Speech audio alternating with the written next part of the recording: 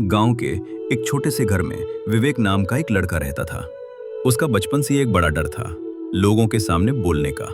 School में जब भी उसे किसी सभा में बोलने का मौका मिलता, उसका गला सूख जाता, हाथ कांपने लगते और शब्द गले में ही अटक जाते।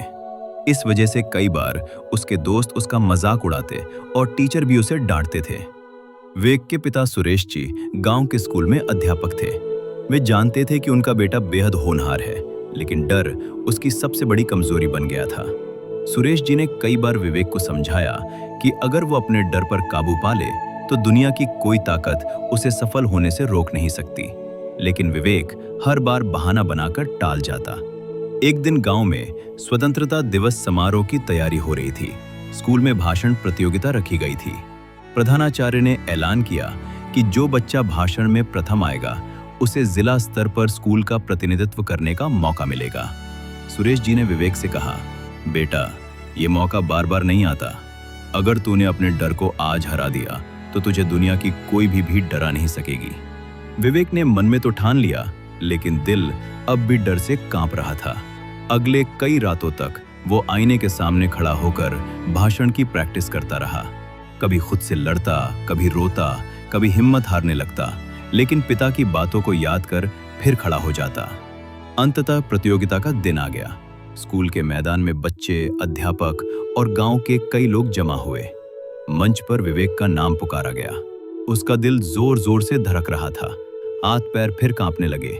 भीड़ की नजरें उसे और डरा रही थीं, लेकिन तभी उसके पिता की आवाज उसके कानों में गूंजी, बेटा, डर से जीतना सीख ले, दुनिया की हर जंग आसान हो जाएगी।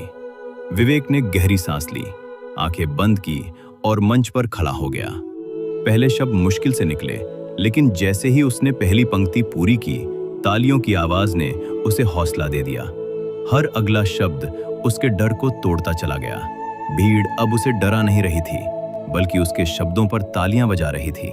भाषण खत्म होते ही पूरा मैदान तालियों से गूंज उठा। विवेक की आंखों में खुशी के आंसू थे।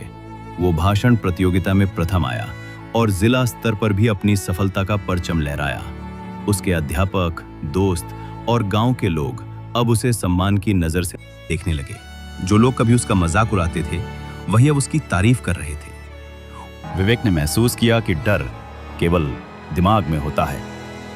जब इंसान ठान ले कि अब पीछे नहीं हटना, तो डर खुद पीछे हट जाता है। उसने अपने दोस्तों को भी सिखाया कि कैसे डर को अपनी ताकत बनाया जा सकता। कुछ वर्षों बाद विवेक एक प्रसिद्ध वक्ता बन गया।